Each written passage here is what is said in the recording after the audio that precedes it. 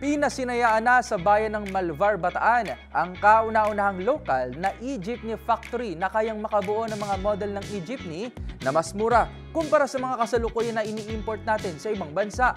Ito ay layong suportahan ang ilang mga tsuper at transport operators na makabili ng mas abot kaya ng mga e-jeep sa ilalim ng PUV Modernization Program.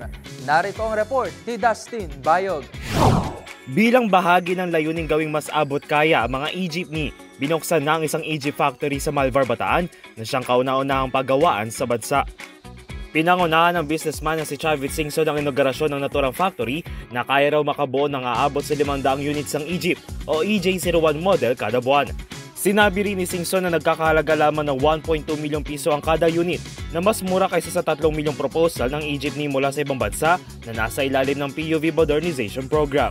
Kaya nito magsakay ng 28 pasahero na ginaya sa traditional jeepneys ang kabuuang disenyo. Tiniyak din na kaya nito sa PUV Modernization Program at kayang tumakbo ng 50 km per hour at tatagal ang baterya hanggang 100 kilometro.